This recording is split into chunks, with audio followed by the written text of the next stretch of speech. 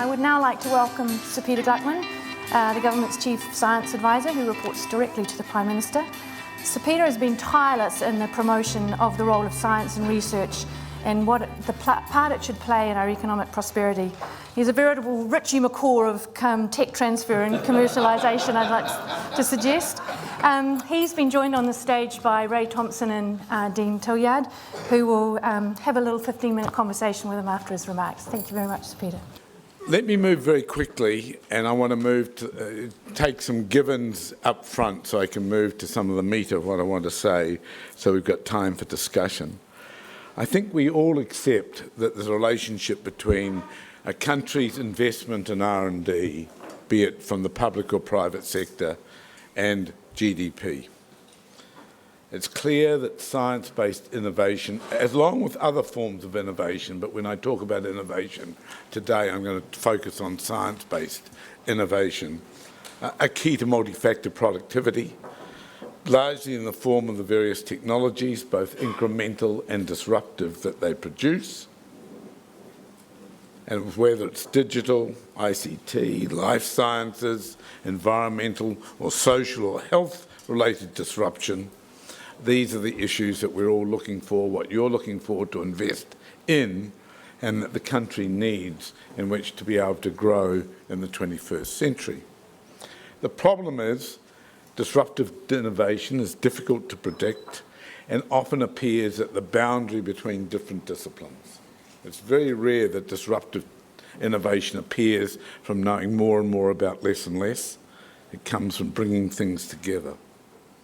And I think that's one of the challenges which I'll come back to in a moment. New Zealand's slowly diversifying its economy from effectively tourism and primary sector production.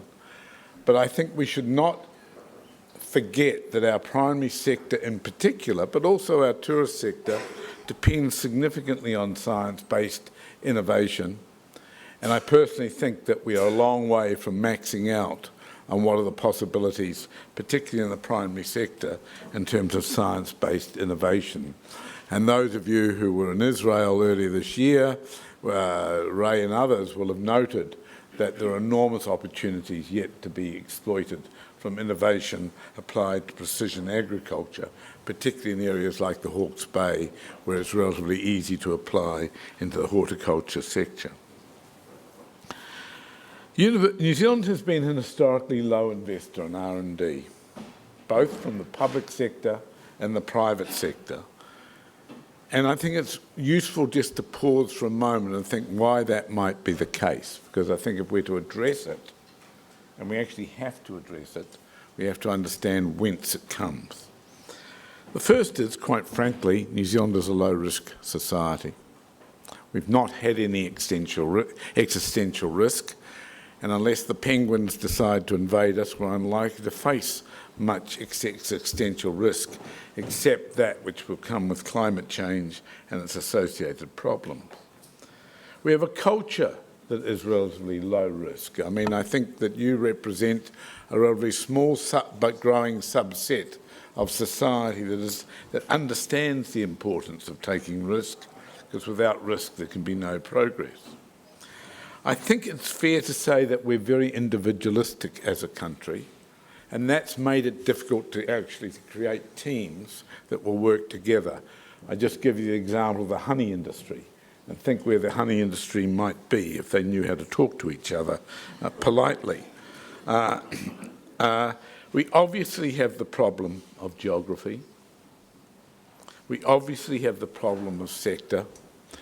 We have a problem which I think is a unique challenge I want to come back to towards the end of my talk, of the lack of multinational companies in our ecosystem. Because by and large, when one looks at small advanced economies that do succeed in innovation economies, the role of the MNCs is critical for a number of reasons. We have a low intellectual history. I mean, we're a country that will celebrate a Richie McCaw easily, but a Peter Hunter, a number of other great scientists we have here, they're effectively unknown in society. We've had 3 Nobel laureates who were born in New Zealand. I don't think many people in New Zealand can name who all three are. And unfortunately, none of them did their work in New Zealand. And I think one of the things I'm going to challenge you is we are actually very inventive as a society. That individualistic can-do attitude has made us very inventive, but I'm not sure that we're very innovative.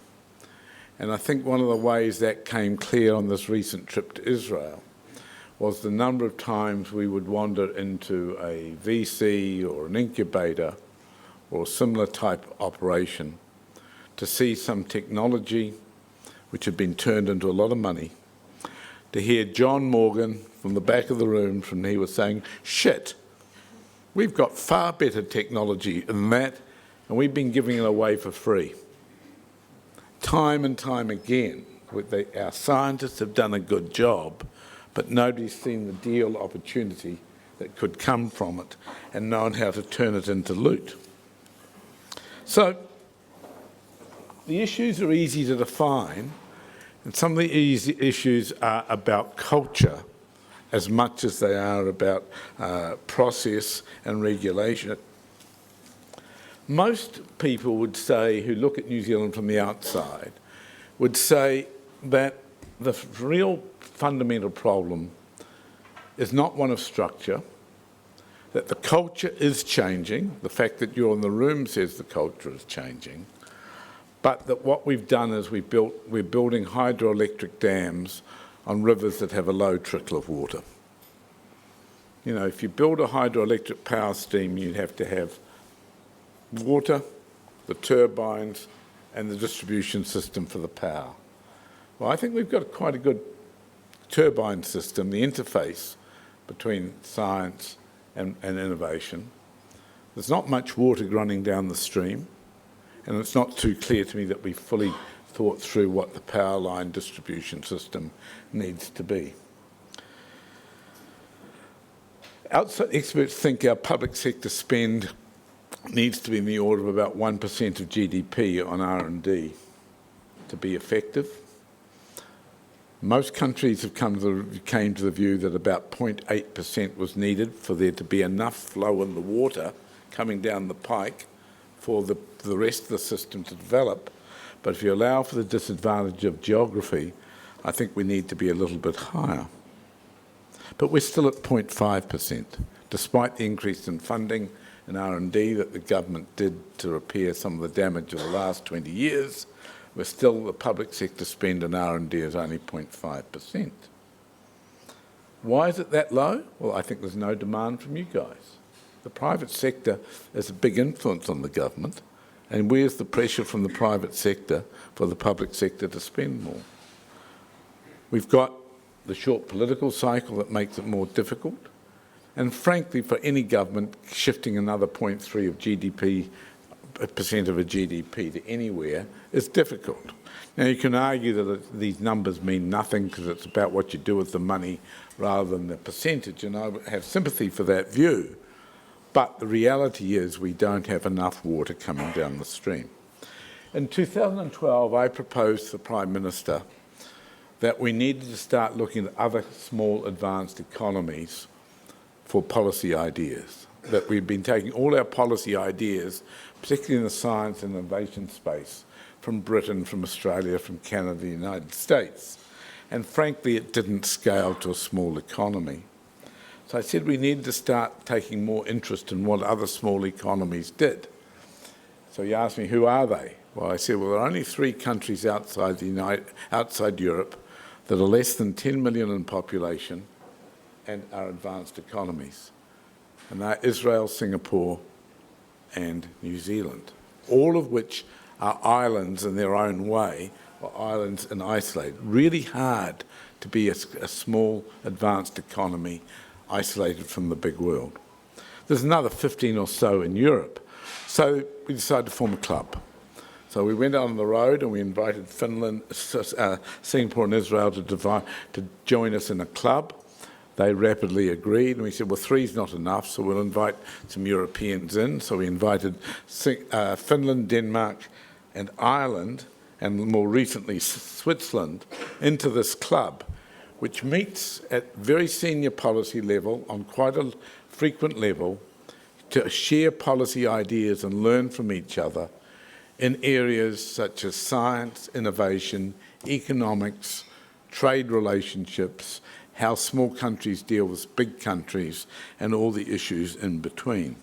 It's now a very vibrant organisation administered out of my office, and probably I'm going to focus largely on lessons that have come from Israel because A, Ray's been to Israel recently, and B, because I think we've had much to learn from the Israeli system and the Danish system in particular. And I pick on those two because these are genuinely seen as the most successful countries in the innovation space. Now, let me take a slightly linear approach to what is obviously a non-linear discussion, just to move through the conversation quickly. If you do a linear analysis on what happened in Denmark, which all said and done in 1980 had an economy looking identical to New Zealand's economy in 1980, same GDP, same low investment in R&D, etc., etc., etc.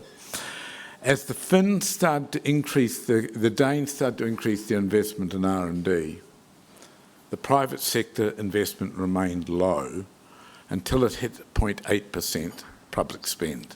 At 0.8% public spend, the private sector took off, and has took off enormously. So now the public-private sector spend in Denmark is in the order of 2.5% of GDP. Now, why did it take off then? Because what was happening was there was enough water coming down the river for there to be a whole ecosystem flowing off the good ideas that were coming out of universities. Israel, you look at them, it's slightly different. It looks roughly the same, except the Israelis have now tailed back their public sector spend on R&D for the simple reason the private sector spend is now so large at 3.5% of R&D in the non-military sector that the government doesn't have to prime it to the level that it used to do so.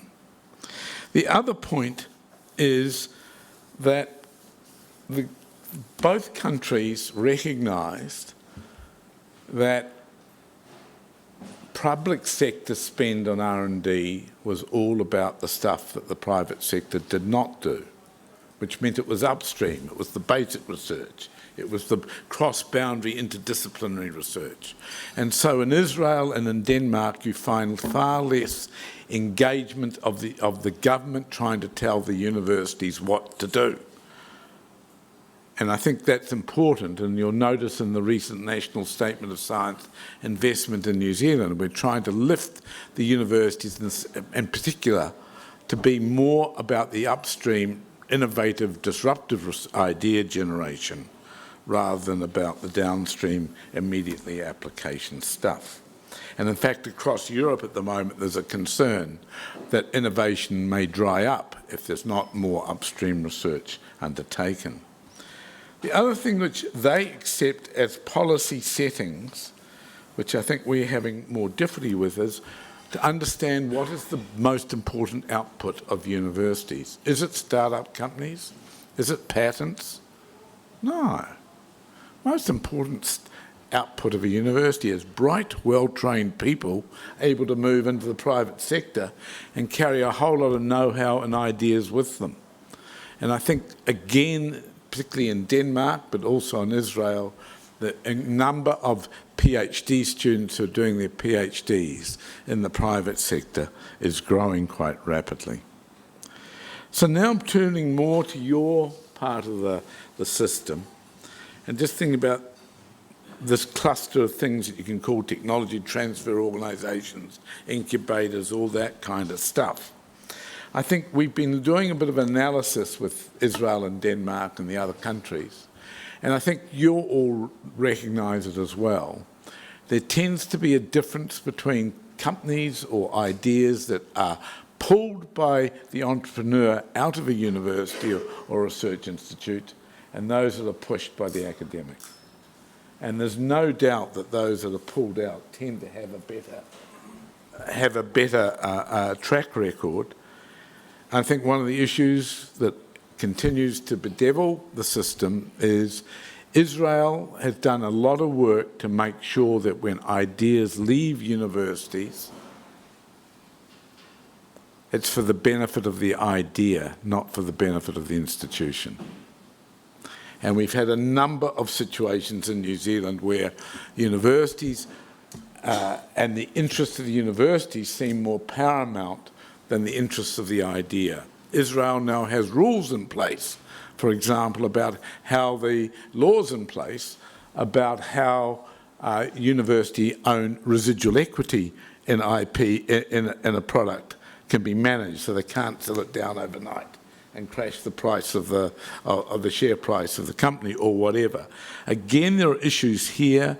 Canada is another, Waterloo in Canada is another example of a place where they've understood the importance that for the good of the country, we need the behaviours to be those of what's good for the invention or the not what's good for the institution from which it comes. And that's something which I think we're a long way with the incentives in our universities from achieving, but it's an important discussion. The other thing that I learned from Israel, not this trip, but about 10 trips ago, is the importance of the right people with the right skills spotting the right ideas. I remember the first time I sat down and watched an Israeli incubator manager in operation. And in Israel, as you know, they're all private sector incubators virtually.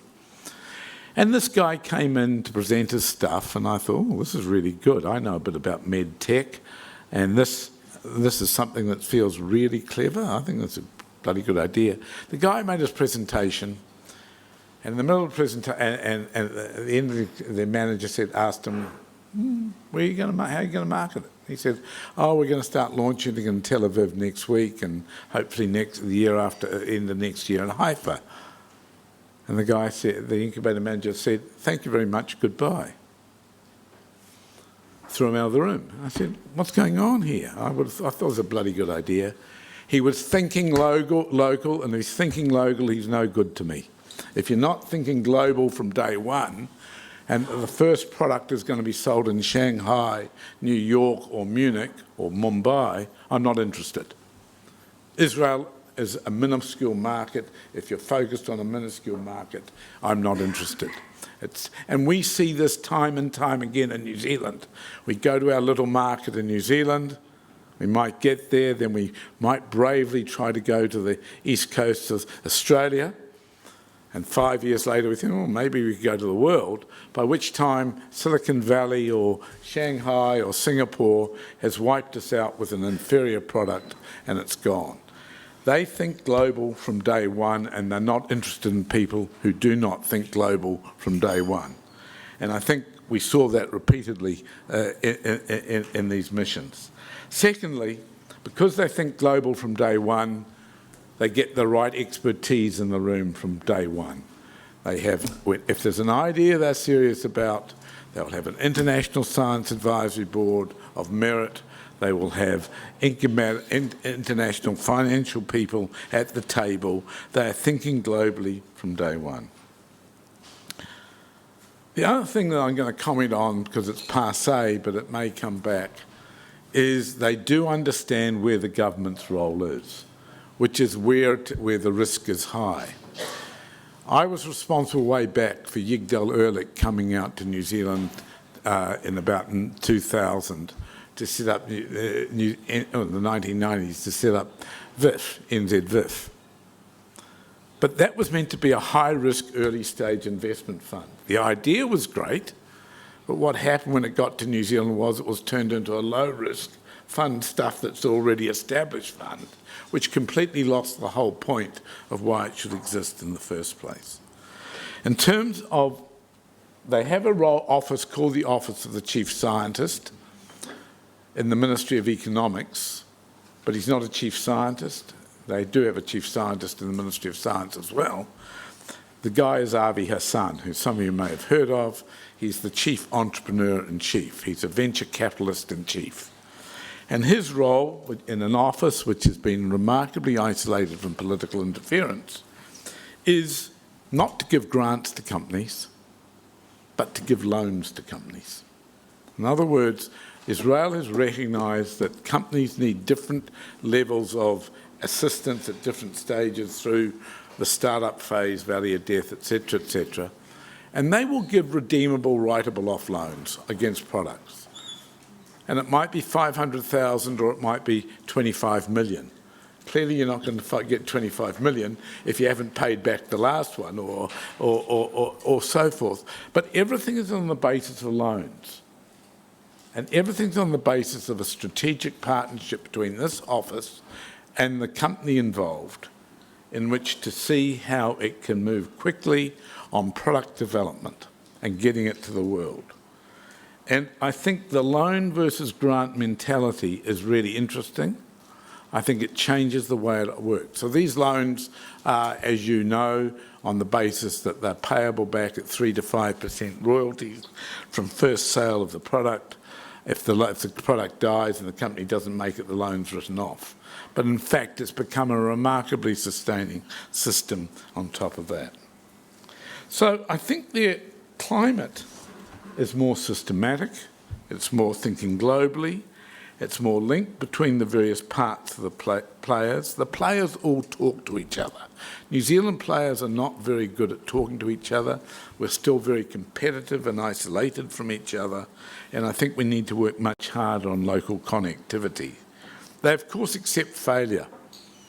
The average entrepreneur has failed more times than they've succeeded, and they celebrate that. They don't see it as a problem. And they avoid premature exits. The IPOs tend to occur much later for much greater value than what's happened here, but of course that's based on how much money they can bring to the table. I want to finish by commenting, or almost finish, by commenting on the multinationals. One of the things that distinguishes New Zealand from all the other small advanced economies I mentioned is the lack of multinationals in our ecosystems. In general, multinationals represent 70% of the private sector R&D in an ecosystem in small countries. And their role in small country ecosystems is not just that they are big investors. They, of course, most of the smaller MNC, smaller companies, SMEs, in the innovation space actually survive by selling to the multinationals or providing services to the multinationals. And the multinationals are often what takes their work to the world. And of course, the multinationals also provide training and staff who go out and want to leave the multinational and set up their own company. We have this problem. Our sector and our geography makes the attraction of multinationals very, very difficult, and we have the lowest rate of expenditure on R&D by large companies, domestic or international, of any country in the OECD. Australia has a very similar problem, incidentally, even though it's a larger country. And the reason is obvious. First of all, there's no reason for the multinationals really to be here. We're not a market. It's the first reason they come somewhere. Secondly, we have no absolute credible sector depth. We could have it in the food nutrition space. We don't have it as yet.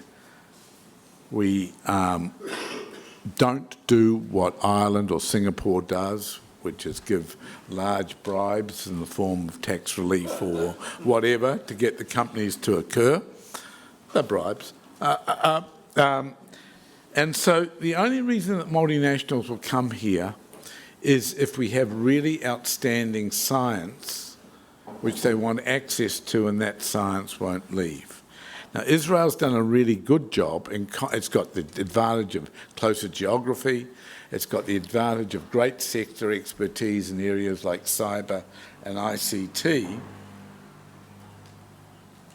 and it knows how to think global. Israel has 300 R&D centres of global companies based in Israel, some of which are very large and some of which are actually managing there. And I think New Zealand's biggest challenge is not to go out and attract multinationals. I think we'll get the odd one who will do something here, we have a few now, is to think what model might we use to achieve what multinationals achieve in other ecosystems for a country that won't attract them here. And I think there are ways to do it. And one of those is business-to-business arrangements.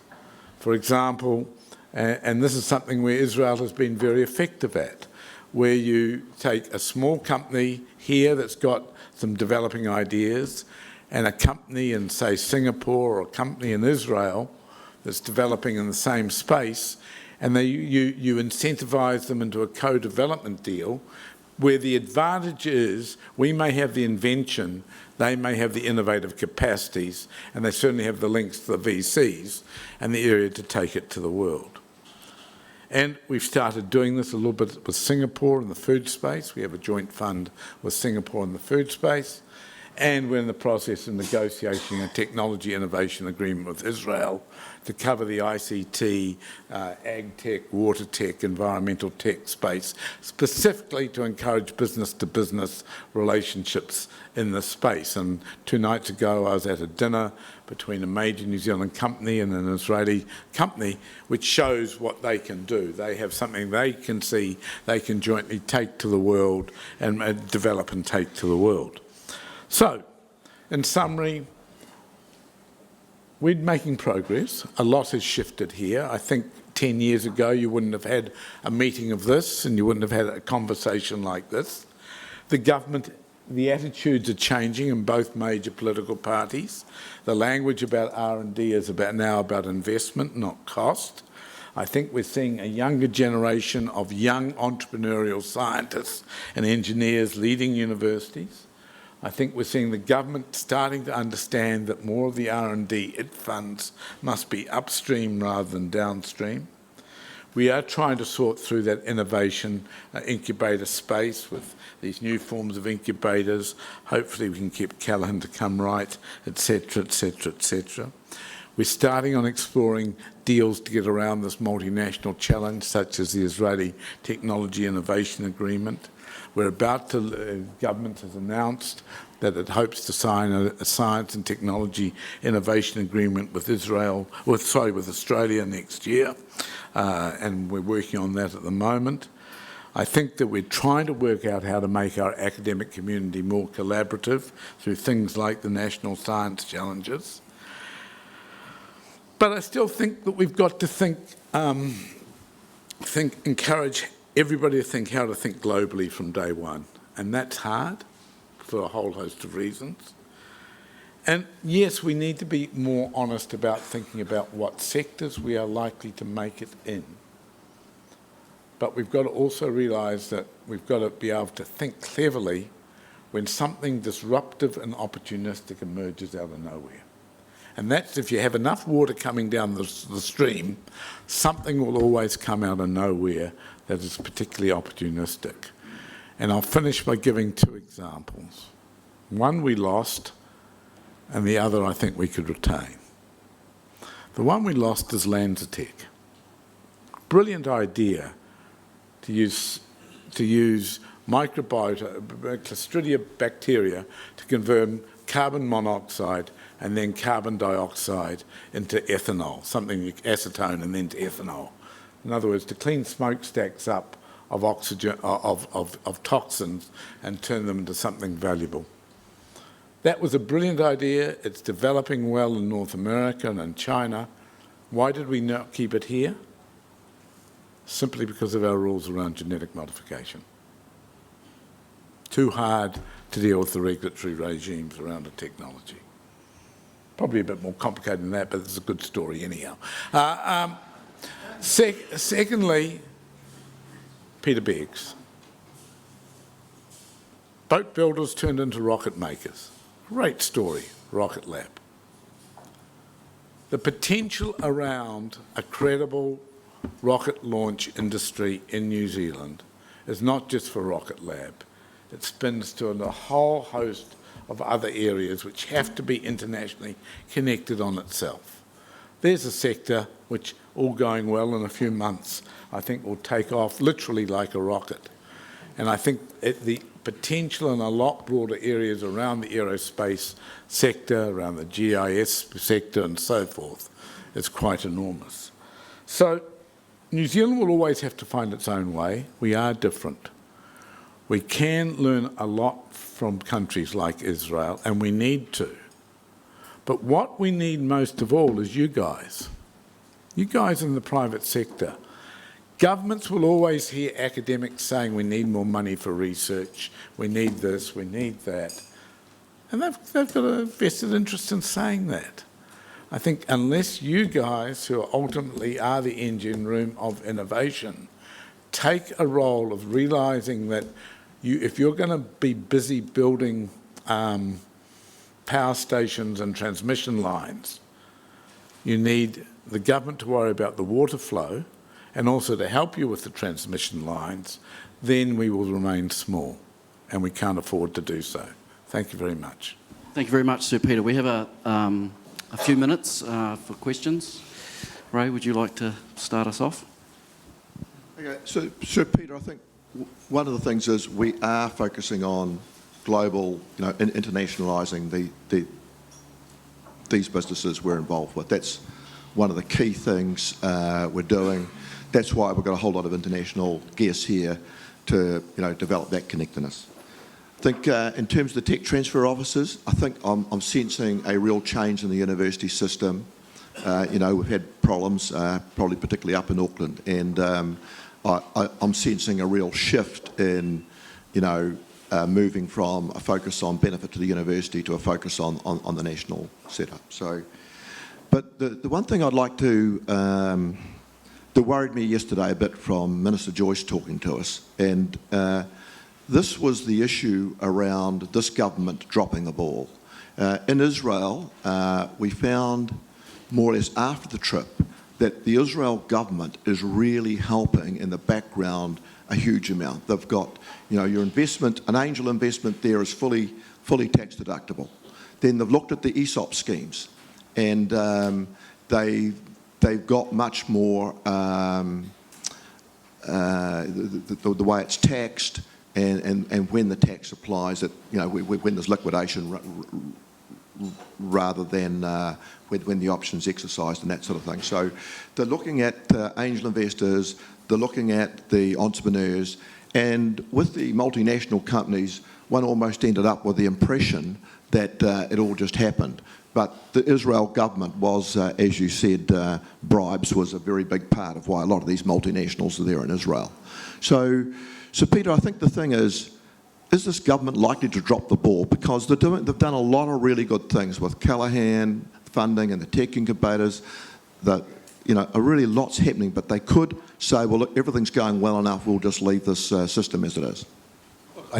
I think that's a real danger, and it's not a comment on this particular government, but we have a 3-year electoral cycle in a country where it tends to expect short-term gains from what are actually long-term stories.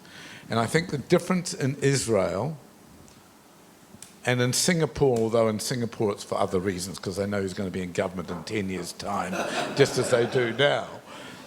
But in Israel, where democracy is a little bit more robust and vibrant, they've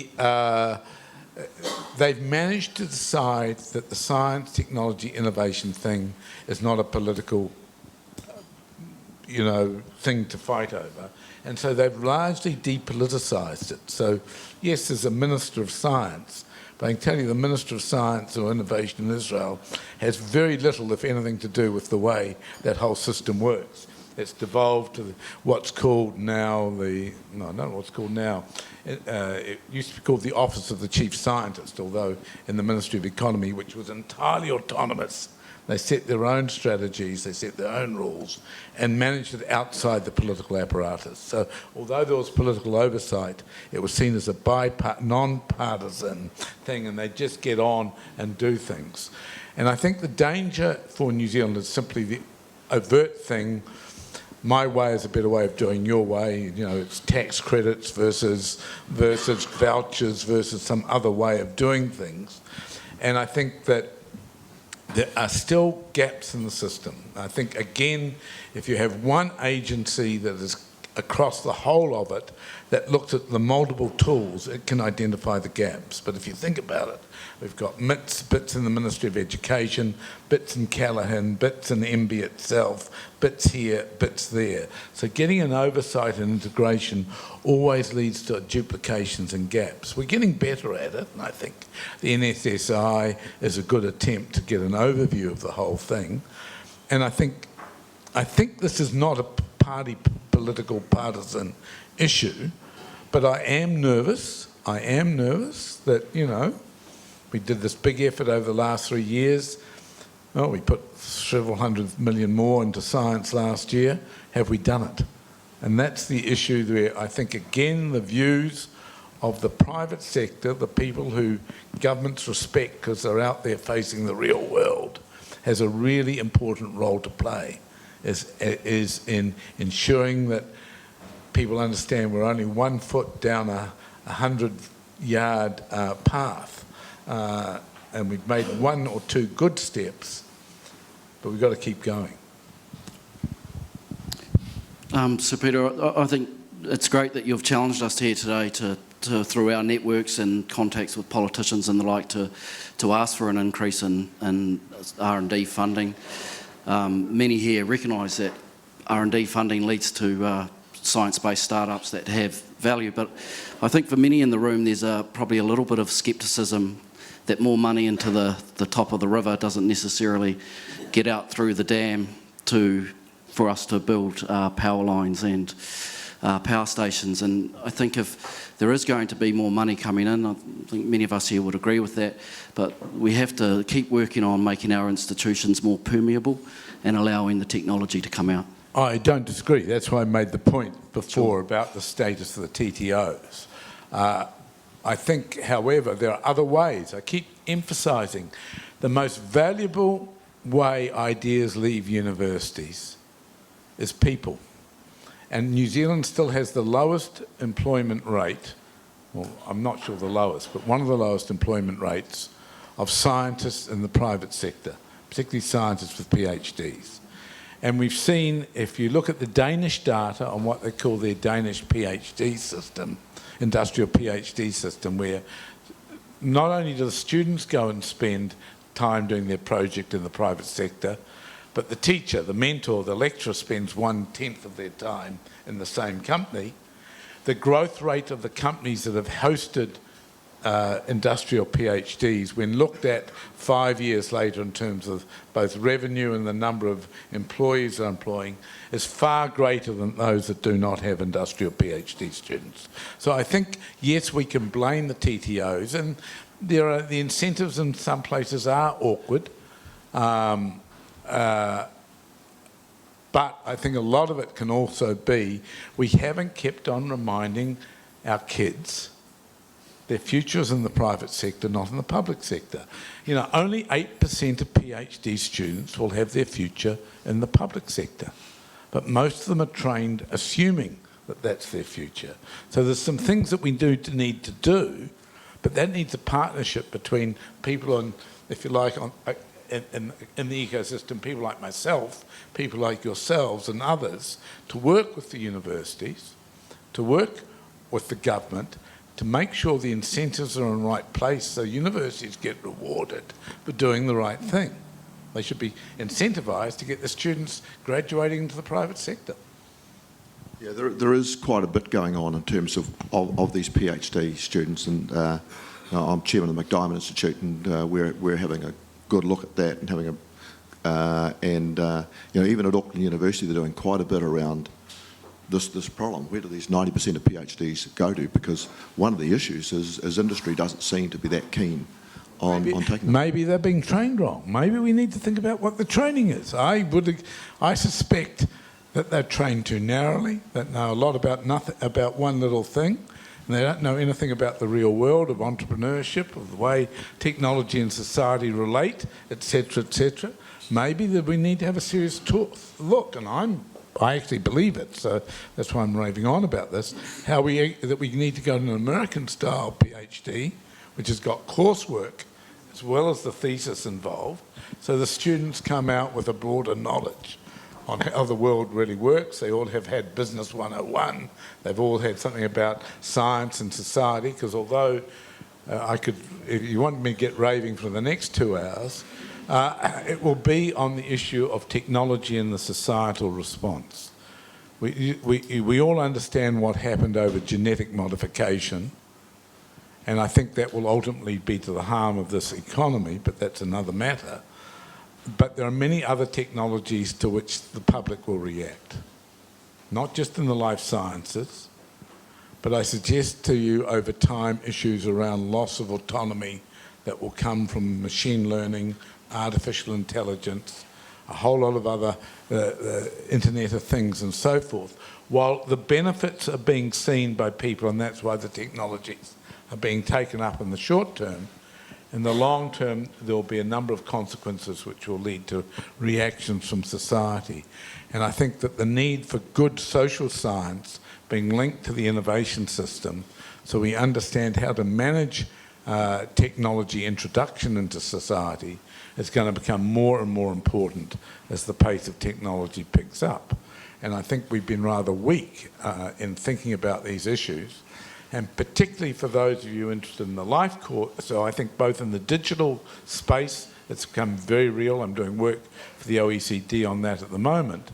But I also think in the life sciences technology, where we have a whole raft of new technologies from synthetic biology through to gene editing coming on board, to the possibility of artificial foods and so forth. There's a whole raft of things here where the business decisions will need to move in parallel with societal decisions. And I think that's something that's worth thinking about over time as well. We have 1 minute, and Andrew wants to ask a question.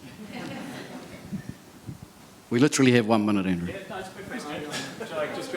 Can I grab a mic? Yeah, thanks. So Peter, I really enjoyed your talk. I've been a little critical publicly of the Israel trip, and the thing that I found challenging about it was I felt that the people came back from Israel and said, we're failing in New Zealand, we're not doing anything right. Actually, most of the investors in this room are investing in software companies. The private sector has actually bypassed the science system to invest in innovation that's a lot cheaper to commercialise, that New Zealand's actually really good at. And Rod Drury here is a good example of that.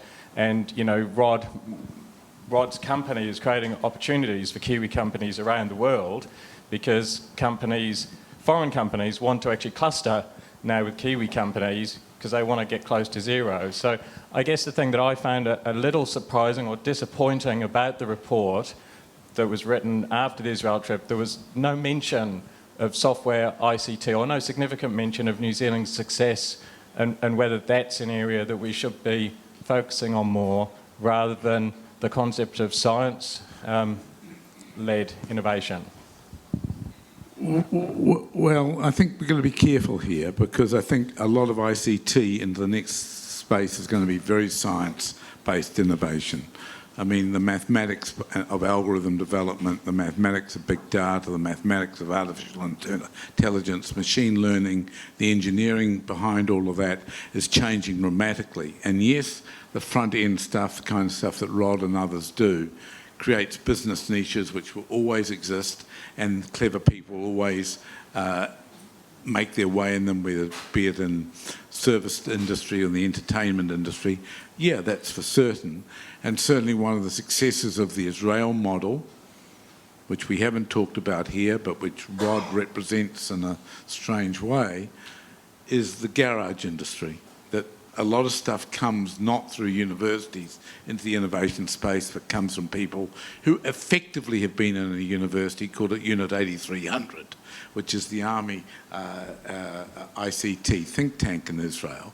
So although it's not a university, they've still gone through an environment which breeds a hothouse, and whether that's done in a university, a polytech or something, it's more than just people being in isolation. They're brought together in incubator settings. But I think if you're honest about the pace of it, and there will always be that, and that's great, and nobody can do anything but encourage that by the spirit of entrepreneurialism. There's some great stuff I see all the time coming out of those people, a new app, a new this, a new that. And Rod's having to turn it into an art of how to turn it from a small thing into a giant thing. Mr. Peter, I think I can't let Andrew comment. No, let me finish. I think there's going to be some major outcomes that haven't been announced yet come out of that as well.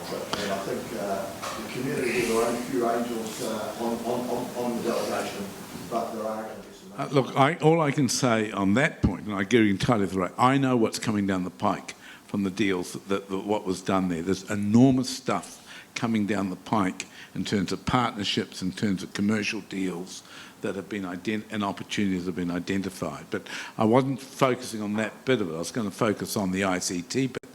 Do not knock the importance of science and mathematics to where the ICT space is going to be.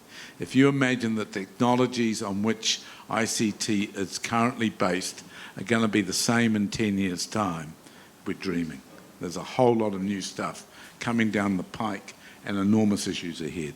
So we need universities. I'm currently running a think tank on what are the technology needs we need to be supporting for the future of the ICT space in New Zealand. And a number of you in this room have been contacted about that because we are really interested to identify where we need to invest for the future. But finishing off on Ray's point, the opportunities through this proposed technology innovation, or this rapidly progressing technology innovation agreement between New Zealand and Israel for business-to-business relationships is astronomical. And given they have the 300 multinational R&D centres based there, and they have access to VC capital on a scale we can only dream of, I think the opportunities for the angels in this room to think about how their companies might get closer aligned with theirs or with Singaporean companies is enormous.